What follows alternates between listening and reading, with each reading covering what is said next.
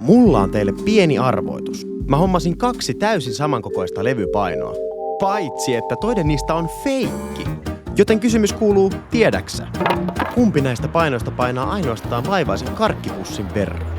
Okei, mun on pakko tunnustaa teille, että nämä mun vihjeet ei auta teitä yhtään mihinkään. Koska näistä puuttuu jotain erittäin oleellista, mikä paljastaisi niiden massan. Hetkonen, siis massa? Niin, massa on paljon oleellisempi kuin paino. Siis eikö ne ole sama asia? No itse asiassa ei.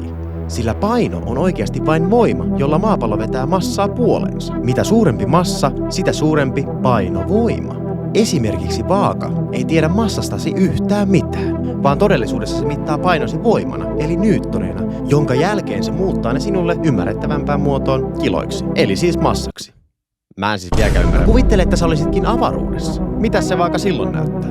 Aivan, avaruudessa sinä et paina yhtään mitään. Mutta massasi pysyy silti samana. Eli ne tarkoittavat eri asiaa. Mut mä en nyt ymmärrä, miksi me pitää olla avaruudessa. Mehän piti vaan selvittää, että kumpi noista kiekoista on fake. No ehkä sen takia, että eihän me voida punnita niitä.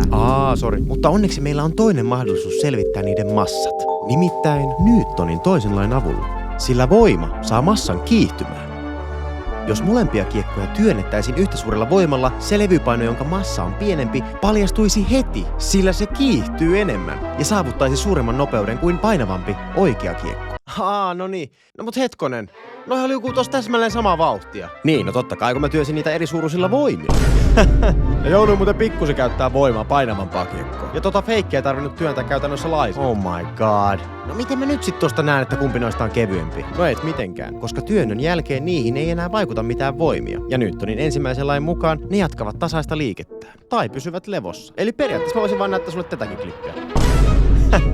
Lopeta. Entä toi eka vihje? Niin, tästähän me nähdään jo selvästi, kuinka voima tosiaan kiihdyttää massaa koko tämän klipin ajan. Mutta ironista kyllä, tällä kertaa maa on se, joka vetää jompaakumpaa noista enemmän puolensa kuin toista. Ja vieläpä niin tasapuolisesti, että ne putoavat täsmälleen samalla kiihtyvyydellä, joka on 9,81 metriä sekunnissa toiseen. Ja minä kyllä tiedän yhden varman keinon, millä sinä et voi huijata meidän silmiä enää. Newtonin 3. laki. Aivan.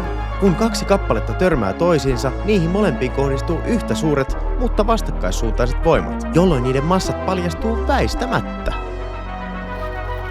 Nonni, ja siinähän me nähdään, että A on ihan selvästi feikki. Mä en tiedä kuka sä oot, mutta sä varmaan tiedät aika monta fysiikalla. Niin, no kyllä noilla 3 Newtonin lailla diplomi-insinööri aika pitkälle pärjää, että jos ei kiinnosta se pänttääminen, niin mene osoitteeseen dia.fi.